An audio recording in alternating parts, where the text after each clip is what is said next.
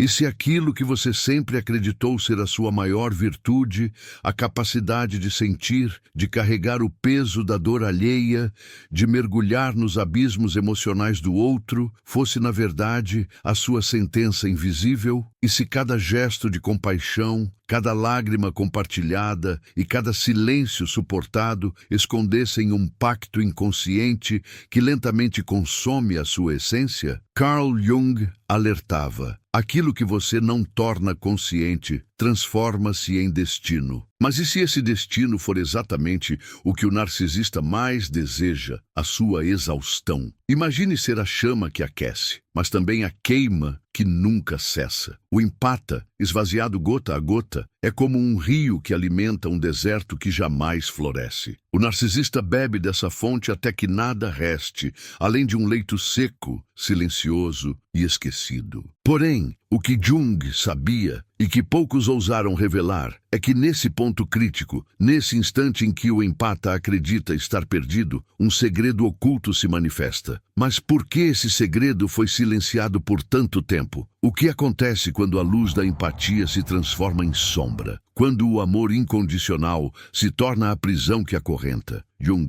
descreveu esse processo como uma dança sombria entre arquétipos. De um lado, a vítima redentora, do outro, o predador mascarado. Mas a questão perturbadora não é quem vence, é quem sobrevive. Estaríamos, sem perceber, alimentando a própria morte lenta de nossa alma, apenas para manter vivo o ego insaciável de outro? E se eu dissesse que existe uma fronteira tênue, quase invisível, onde a fraqueza se converte em poder e a rendição pode ser a maior das armas? Jung insinuou que ali, nas ruínas da exaustão, esconde-se um despertar capaz de transformar não apenas a relação com o narcisista, mas a relação consigo mesmo. Mas que despertar é esse? E por que, para acessá-lo, é preciso atravessar o território proibido do próprio inconsciente? O empata exausto é a metáfora viva de um sacrifício que se repete geração após geração, como um segredo transmitido em silêncio. Mas agora, neste instante, você está diante da oportunidade de decifrar esse enigma. O que Jung sabia e nunca disse em voz alta pode ser a chave para quebrar a corrente invisível que prende o empata ao seu algoz. Você está pronto para descobrir por que o cansaço do empata não é apenas um fim, mas a morte lenta e inevitável do narcisista? Você já sentiu como se sua própria respiração não fosse mais sua, como se cada suspiro fosse roubado por alguém que parece precisar de você mais do que você mesmo? Essa é a marca invisível do empata exausto. Jung dizia que o inconsciente coletivo se manifesta em símbolos, e não há símbolo mais cruel do que a alma que sangra em silêncio para sustentar um ego alheio. O empata, ao carregar o peso do outro, acredita estar curando, mas na verdade está se dissolvendo lentamente, gota após gota, como cera que escorre de uma vela acesa em quarto fechado. E a pergunta que ecoa, sufocante, é: até quando o amor pode ser confundido com sacrifício, sem que se torne destruição? Existe um instante em que o coração, cansado, começa a pulsar mais devagar, como se gritasse sem voz. É nesse ponto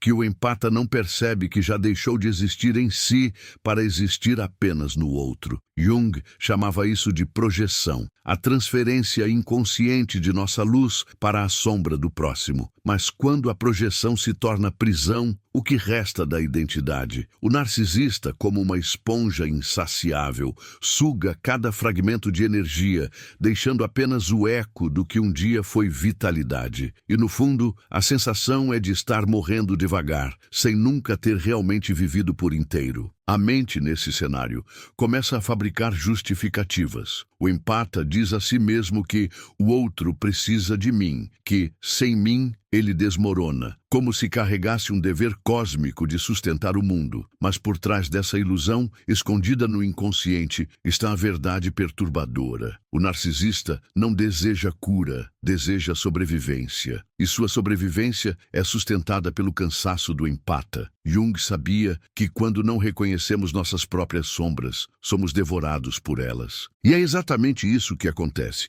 O empata, tentando salvar, esquece que está se afogando julgando. Há também os silêncios que pesam como pedras, que cortam mais do que gritos. O narcisista sabe transformar ausência em punição, presença em cobrança, carinho em moeda de troca. E o empata, cego pela necessidade de dar, não percebe o jogo simbólico em que está enredado. É um xadrez psicológico, onde cada movimento parece levar ao xeque-mate da própria alma. Quantas vezes você já se sentiu assim, paralisado entre a culpa de sair e o medo de ficar? Mas a verdade é que o corpo fala antes da mente aceitar. O empata exausto sente o peso nos ombros, a tensão no peito, a dor inexplicável que nenhuma medicina consegue curar. São sinais do inconsciente tentando emergir, lembrando que aquilo que não se torna consciente retorna como destino. É o destino do desgaste,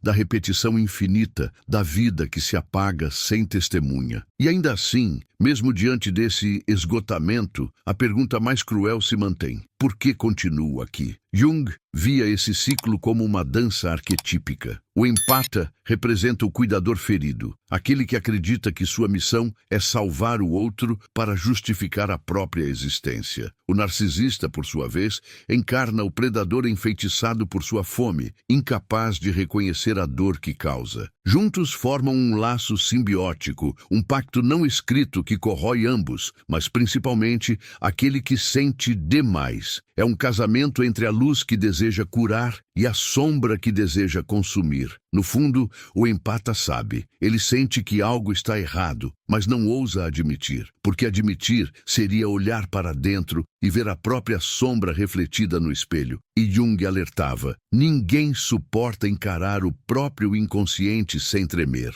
É mais fácil culpar o outro, é mais simples acreditar que ainda pode mudar quem não quer mudar. Assim, a roda continua girando e o empata segue dando, mesmo quando não tem mais nada a oferecer. O mais cruel é que esse esvaziamento é lento. Não há explosão, não há ruptura imediata. É uma morte silenciosa, quase imperceptível, como se cada dia fosse arrancando uma pequena parte do ser. E o narcisista, no papel de algoz invisível, não percebe ou não se importa, porque para ele a vida é apenas a extensão do próprio desejo. O empata se torna sombra de si mesmo, uma presença que existe sem existir, um reflexo apagado no espelho quebrado do relacionamento. Mas nesse ponto, nesse abismo onde tudo parece perdido, começa a surgir algo. É como se a própria exaustão abrisse uma fenda, um espaço onde a verdade se insinua. Jung dizia que no colapso mora a semente da transformação. E talvez seja ali, quando o empata acredita estar morto por dentro, que algo começa a nascer. Mas o que é esse algo? É salvação? É vingança? É libertação? Ou apenas outra ilusão? A jornada não é apenas sobre o outro, é sobre o que está escondido dentro de você. O narcisista é apenas o espelho que reflete sua sombra não reconhecida. E é por isso que o segredo proibido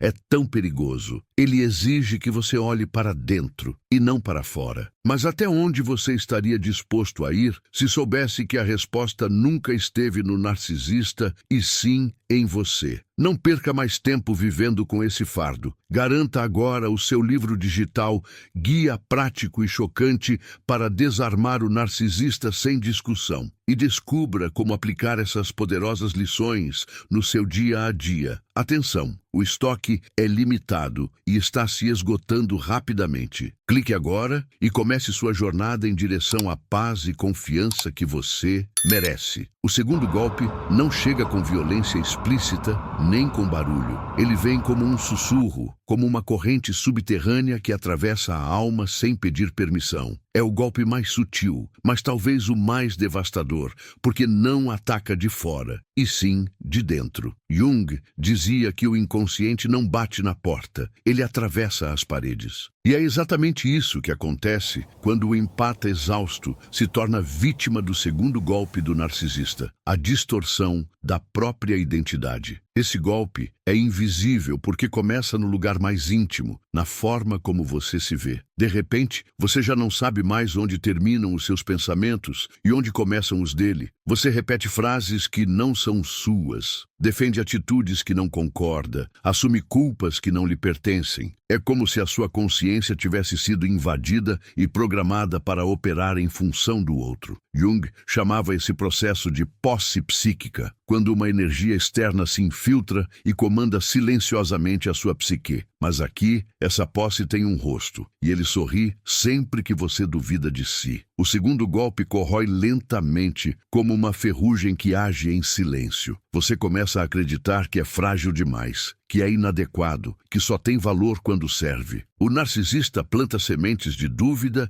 e as rega com manipulação sutil. Uma crítica aqui, um silêncio prolongado ali, uma comparação aparentemente inocente que, no fundo, é um corte profundo. Aos poucos, você já não questiona, apenas se adapta. Mas adaptar-se, nesse caso, não é sobrevivência, é morte simbólica. E o mais cruel é que essa morte não vem de fora. Você mesmo se convence de que é necessária. Quantas vezes você já se pegou pedindo desculpas por algo que não fez? Quantas vezes acreditou que o problema era você, quando, na verdade, o problema era o vazio insaciável do outro? Esse é o cerne do segundo golpe, a inversão da culpa. O narcisista domina o palco da relação, mas faz você acreditar que a peça inteira só desmorona porque você não está atuando direito. E assim, dia após dia, você se veste com roupas que não são suas, vive uma vida que não lhe pertence, até esquecer quem realmente é. Jung advertia que ninguém se torna iluminado por imaginar figuras de luz, mas por tornar consciente a escuridão. O segundo golpe é exatamente isso. A escuridão do outro, infiltrada no seu próprio ser. Você se torna cúmplice da sua própria prisão, acreditando que a chave nunca esteve nas suas mãos. E enquanto se perde nesse labirinto de dúvidas, o narcisista cresce, alimentado pela sua insegurança. O empata exausto não percebe que, ao carregar culpas que não são suas, oferece ao outro o poder de reescrever sua história. O corpo fala quando a mente se recusa a ouvir. O segundo golpe se manifesta em insônia, ansiedade, crises de choro inexplicáveis. São sintomas do inconsciente tentando gritar que algo está errado. Mas o empata, fiel ao papel de cuidador, ignora seus próprios sinais e se concentra apenas no outro. É a grande armadilha. Quanto mais você sofre, mais acredita que precisa doar. Mas doar, nesse contexto, é cavar sua própria cova emocional. O narcisista sabe disso, ainda que inconscientemente, e por isso nunca interrompe o ciclo, porque o ciclo é sua fonte de energia. E aqui está a ironia mais cruel. O segundo golpe não destrói apenas o empata. Ele destrói também a possibilidade de o narcisista um dia se confrontar com sua própria sombra. Jung dizia que só o espelho humano pode revelar a verdade que o inconsciente esconde. Mas se esse espelho é quebrado pela exaustão, o narcisista continua a vagar no vazio, sem jamais enxergar quem realmente é. O empata, ao morrer por dentro, arrasta consigo a única chance de revelação do outro. O segundo golpe, portanto, não é apenas pessoal, é arquetípico. Ele revela o drama coletivo da humanidade. Pessoas que se anulam em nome de uma falsa harmonia, sustentando sistemas doentios, relações abusivas, laços de poder que se repetem como maldição. Quantas famílias, quantos casamentos, quantos ambientes de trabalho não são alimentados por essa mesma dinâmica? O empata acredita que está servindo, mas na verdade está perpetuando o ciclo da destruição. E é nesse ponto que surge a pergunta que corta como lâmina. Até quando você continuará carregando uma identidade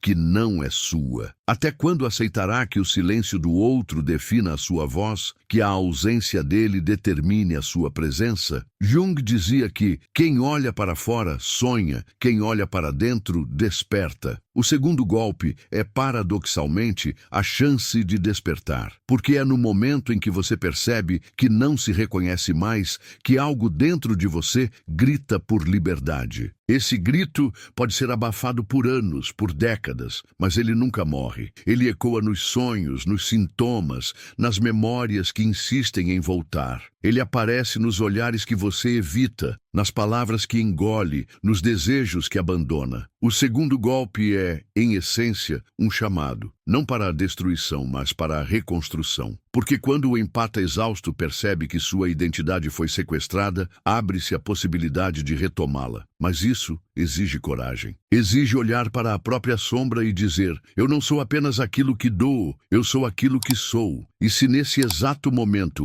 você sente que o segundo golpe já te atingiu, saiba que não está sozinho. O inconsciente coletivo carrega esse drama há séculos. E Jung deixou pistas para que pudéssemos reconhecer o padrão e interrompê-lo. Mas reconhecer não é suficiente. É preciso agir. E a pergunta que não pode mais ser adiada é: você vai continuar vivendo a vida do outro ou vai finalmente ousar nascer de novo? Ele não vem como um estrondo, vem como um vazio que se instala. O terceiro golpe é a inversão do olhar. Em vez de correr para fora, você recolhe o ímpeto e retorna para dentro, como quem recolhe as velas antes da tempestade. Jung diria que, quando a consciência se retira da persona, o teatro fica sem atores. É exatamente isso. O empate exausto abandona o palco do outro, não por fuga, mas por lucidez. O terceiro golpe não é barulho, é a ausência que pesa. Não é ataque, é um deserto que não devolve eco. E nesse silêncio denso, a máscara do narcisista começa a rachar, porque já não encontra o alimento que sustentava seu brilho emprestado. Esse deserto tem um nome simbólico: o espelho vazio. Você para de reagir, para de se justificar, para de explicar o que não precisa mais ser entendido. A persona do narcisista se alimenta de reflexos. Precisa que você reaja, que você conteste, que você chore ou se curve, porque cada resposta confirma a fantasia dele. Quando o espelho se torna liso e frio, o enredo perde sentido. Jung ensinou que a persona é um acordo social, uma máscara funcional. No narcisista, ela se torna cárcere. Sem plateia, a máscara sufoca. O terceiro golpe acontece quando o empata, esgotado de dançar em círculos, escolhe a quietude que desinstala o jogo. É assim que a trama secreta se revela. O terceiro golpe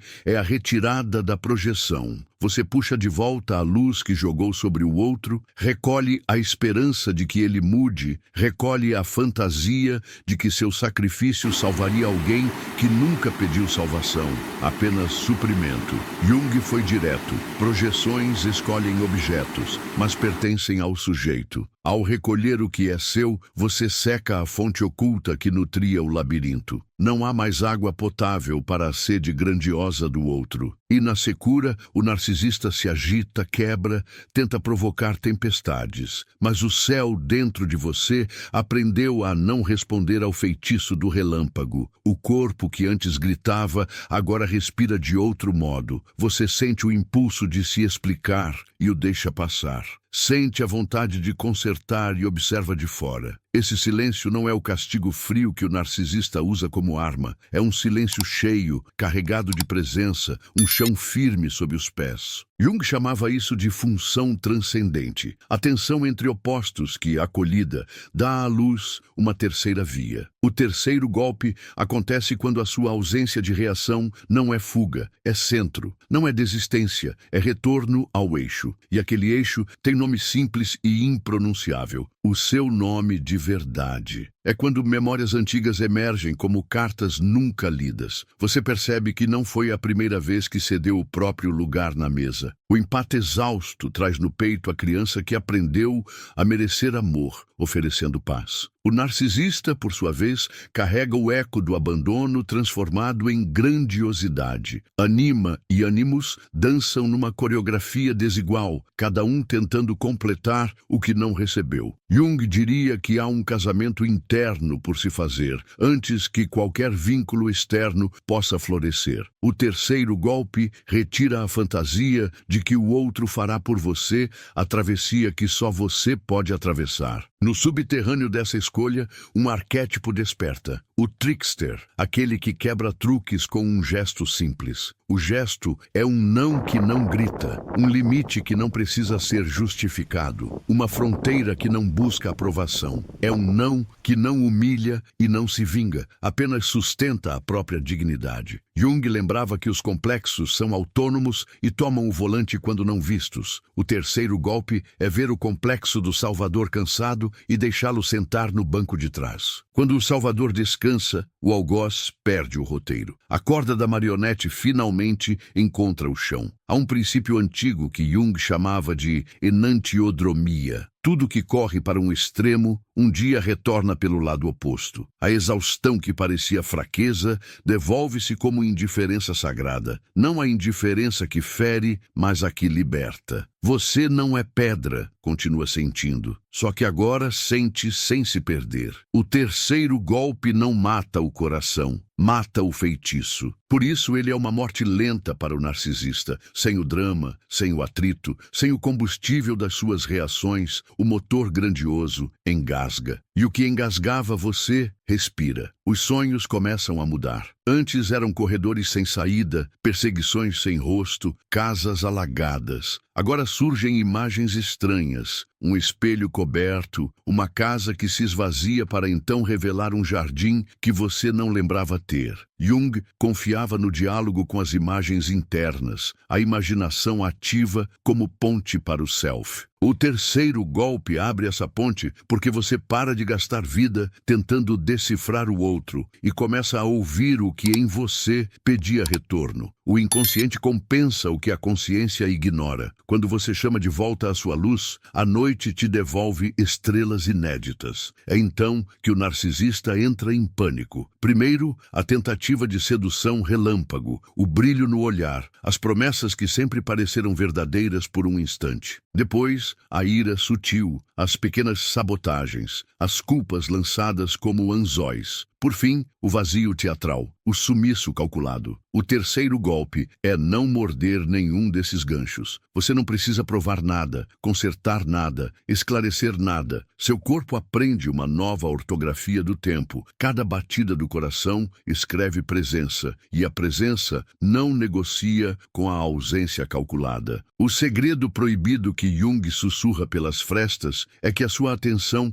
é o altar onde o outro queria ser Deus. Ao retirar a adoração, você derruba o templo, mas salva a fé. No silêncio do depois, coisas sem glamour começam a acontecer. Você dorme melhor, sente fome de vida, lembra de músicas esquecidas, reencontra lugares onde o riso não tinha dono. O terceiro golpe não é um clímax dramático, é uma reconciliação microscópica, diária, com tudo que foi adiado. E aqui, algo se torna evidente de um jeito quase cruel. O empate exausto era a respiração que mantinha o narcisista de pé. Sem sua oferenda constante, a narrativa grandiosa desaba sobre si mesma. É morte lenta porque é sem plateia, sem sangue, sem alarde. É o fim de um mito que só existia porque você acreditava nele. Nada disso é vingança. Jung recusaria essa estrada porque a sombra, quando combatida com sombra, só escurece ainda mais. O terceiro golpe não é punir o outro,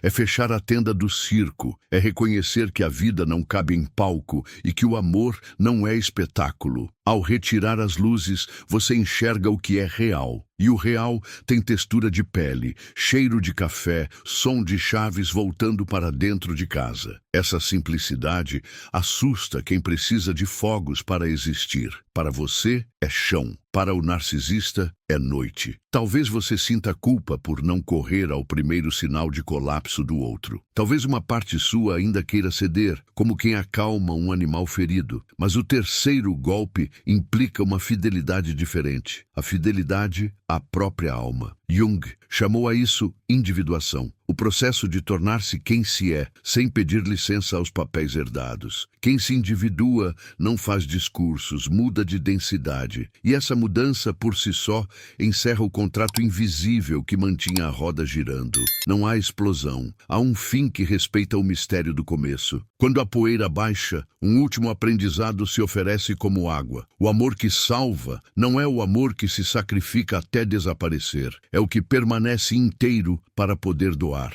O terceiro golpe não é o fim do amor, é o fim do acordo que confundiu amor com resgate. Ao encerrar esse acordo, você devolve ao narcisista a única chance que ele tem de encontrar a própria sombra e devolve a si mesmo o caminho de volta para casa. E se você ouvir com atenção, perceberá que o segredo proibido sempre esteve à vista. Quando você para de dançar, a música que te prendia cessa. O silêncio que chega não é ausência, é um espaço novo, vasto, onde outra canção pode, enfim, começar. O quarto golpe não é apenas psicológico, é espiritual. Ele não toca apenas as fronteiras da mente ou da identidade, mas atravessa até a raiz daquilo que Jung chamava de self, o núcleo que sustenta o ser para além da persona, para além das máscaras. É nesse ponto que o empate exausto, que até então era apenas um reflexo quebrado no espelho do narcisista, começa a perceber que existe algo indestrutível dentro de si. Esse algo não se curva, não se vende e não morre. O quarto golpe acontece quando o empata decide se reconectar a essa centelha interior,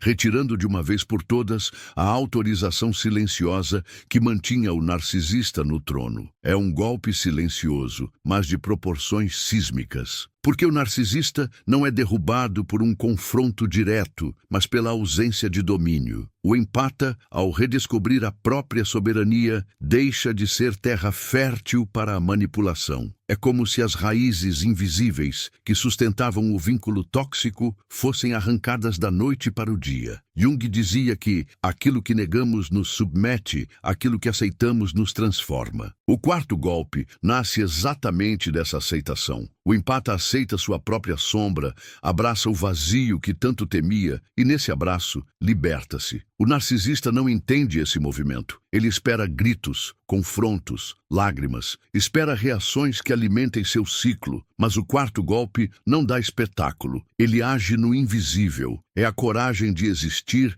sem precisar ser validado pelo olhar alheio. É acordar e perceber que a vida não é mais uma negociação com o vazio do outro, mas uma afirmação contínua do próprio valor. O narcisista, acostumado a sugar vida, encontra agora um muro intransponível, a presença que não precisa mais ser confirmada. Esse golpe tem um peso ancestral, porque ele não é apenas sobre você e o narcisista, é sobre todas as gerações de empatias exaustas que vieram antes. É sobre mães que se sacrificaram sem nunca receber amor, filhos que viveram buscando aprovação que nunca veio, amantes que acreditaram que se doar até o fim era prova de eternidade. O quarto golpe é o rompimento com essa linhagem de dor. Jung chamaria isso de trabalho arquetípico. Ao curar em si mesmo, você cura também o inconsciente coletivo que carregava essa repetição. É um gesto individual, mas com reverberação universal.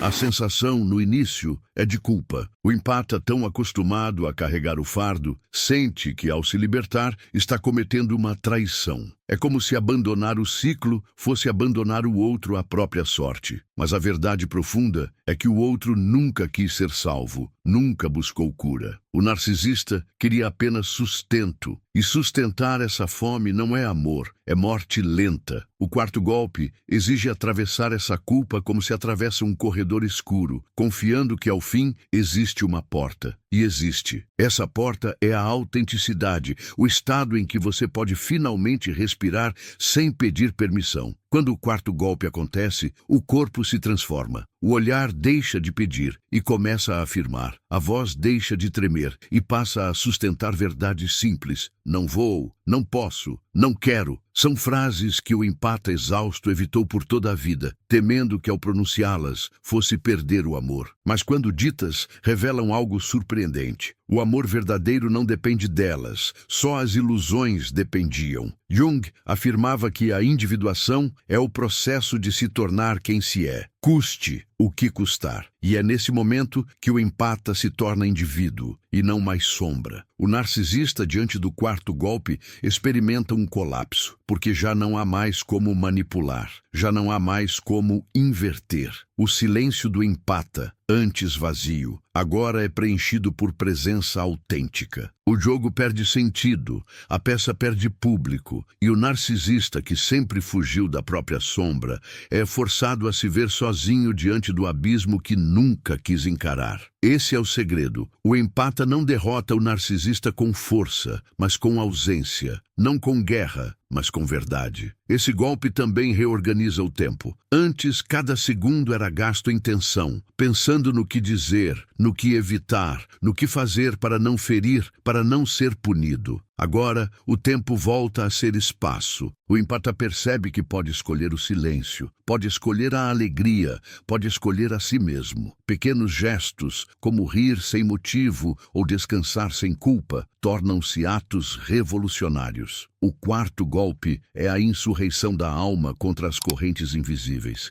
E nesse processo, o empata descobre algo ainda mais profundo. O narcisista nunca teve poder. Quem entregou o poder foi ele mesmo. E quando essa revelação se instala, tudo muda. O empata entende que não foi vítima, mas cúmplice inconsciente de um ciclo, e é justamente esse reconhecimento que abre a libertação. Jung dizia que ninguém se torna consciente sem dor. O quarto golpe dói, porque desmonta ilusões que foram sustentadas por anos. Mas essa dor é parto, não é condenação. É o nascimento de uma nova forma de existir, onde o amor deixa de ser sacrifício e passa a ser criação. No fim, o quarto golpe é a ruptura final, o corte da corda invisível que prendia o empata ao narcisista. Não é feito com ódio, mas com clareza. Não é vingança, é libertação. É a morte lenta do narcisista, não porque o empata quis, mas porque a fonte secou. O jogo acaba quando um dos jogadores sai da mesa. E ao sair, o empata não apenas se salva, ele abre um caminho para todos aqueles que ainda acreditam que amar é morrer. O segredo proibido revelado por Jung é esse. Só quando o empata exausto escolhe viver, o narcisista começa finalmente a morrer. O quinto golpe não é uma reação, é uma consagração silenciosa. Ele acontece quando a sua energia, antes ancorada no vazio do outro, volta para a fonte que a gerou.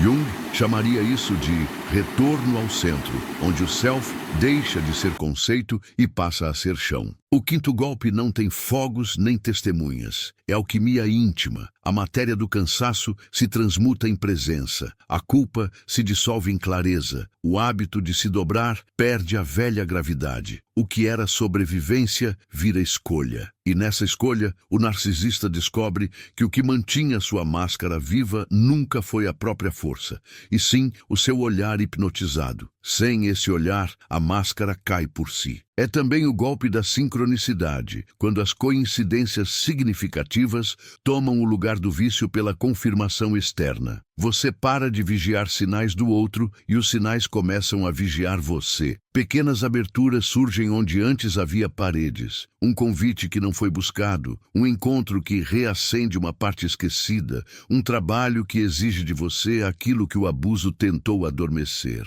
Jung ensinava que o inconsciente compensa a unilateralidade da consciência. O quinto golpe é o fim da unilateralidade. A vida responde, não como prêmio, mas como espelho de uma decisão interna que finalmente se estabiliza. No núcleo desse processo, opostos deixam de guerrear. O cuidado encontra a firmeza, o desejo aprende a respirar sem pressa, a força admite o descanso sem se explicar. Anima e ânimos deixam de ser fantasmas em busca de refúgio no outro e se assentam dentro de casa. Jung falava do casamento sagrado entre princípios internos. O quinto golpe sela esse hieros gamos, sem liturgia, sem plateia, sem promessa. O empata exausto percebe que a ternura não precisa mais pagar pedágio à violência, que a compaixão pode existir com fronteiras, que amar não é dissolver-se, é habitar-se. A linguagem muda,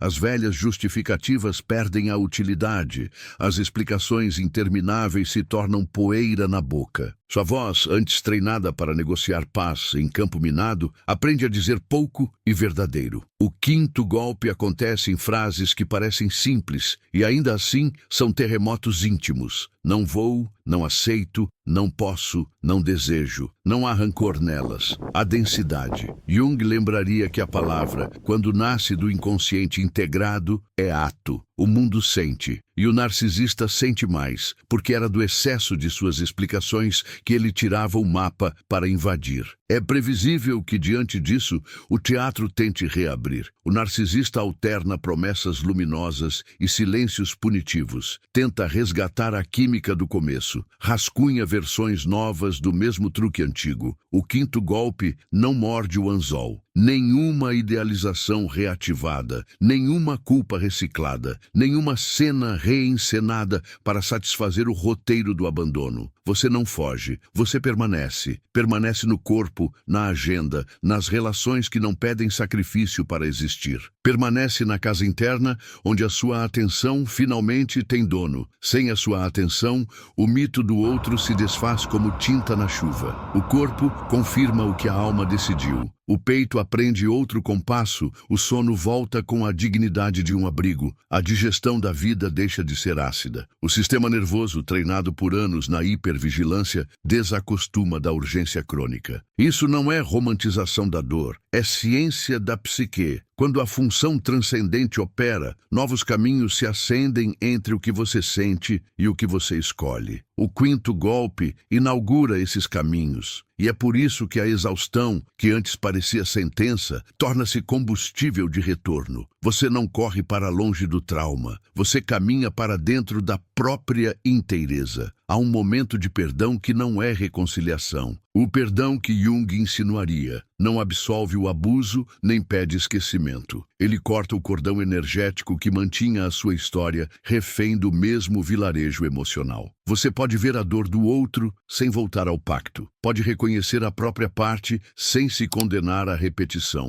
O quinto golpe institui limites que não precisam de vigilância, porque nascem do reconhecimento de quem você é quando ninguém está olhando. A lealdade muda de endereço, da dinâmica para a alma, do drama para a vida. E então, sem alarde, o que foi profetizado no começo se cumpre. O empate exausto torna-se a morte lenta do narcisista. Não há triunfo, não há troféu, não há derrota celebrada. Há a fome dele minguando na ausência do seu alimento. Há a dramaturgia dele colapsando sem a sua presença cativa. Há a persona dele, sem plateia, sufocando no próprio figurino. Você não mata nada, você apenas para de ressuscitar o que não quer mais viver. O quinto golpe não é contra alguém, é a favor de si, e essa é a sentença que desmonta qualquer tirania íntima. O tempo se reorganiza. O passado perde a prerrogativa de ser dono do agora. O futuro deixa de ser refém de medos velhos trajados de prudência. A vida recobra textura, sabores antes insípidos, cheiros que você não notava, gestos cotidianos que têm, de repente, o peso exato da existência. É o retorno do símbolo ao gesto, da alma ao hábito. Jung diria que o processo de individuação se manifesta no ordinário com a mesma força do extraordinário. O quinto golpe dá ao ordinário uma nobreza que o espetáculo nunca teve. O que era palco vira caminho. O que era plateia vira paisagem. Se você escuta com atenção, perceberá um silêncio novo entre as coisas. Não é o silêncio do castigo, nem o vazio da abstinência de drama. É o silêncio fértil, onde decisões criam raízes. Ali, um projeto que você adiou começa a ganhar contorno. Uma amizade esquecida pede retorno. Um cuidado consigo que parecia luxo torna-se higiene da alma. Nada disso acontece porque o narcisista foi vencido. Acontece porque o feitiço foi quebrado. O quinto golpe sela a travessia. Não é o final da história, é o fim do círculo vicioso. Dali em diante, cada passo é uma escolha de permanência em si. E a pergunta que fica como um portal entreaberto não é sobre o outro, é sobre o que você fará com a vida que voltou a pulsar nas suas mãos. Há instantes em que a vida parece se recolher em silêncio, como se respirasse fundo antes de revelar um segredo antigo. É nesse espaço sutil que o empata descobre que nunca foi apenas vítima de um ciclo, mas guardião de uma chave invisível. Jung dizia que o inconsciente nos fala em símbolos, e talvez o símbolo maior dessa travessia seja a chama que não se apaga mesmo após o vendaval. Você não saiu ileso, mas saiu inteiro. O peso da exaustão se transforma em um novo tipo de presença. Não aquela que sustenta o outro até desaparecer, mas a que sustenta a si mesmo até florescer. Há uma delicadeza nessa força, uma firmeza que não endurece, um amor que não se perde em labirintos. É como retornar ao próprio nome, pronunciado em silêncio depois de tanto tempo esquecido. O narcisista desaparece como sombra sem corpo,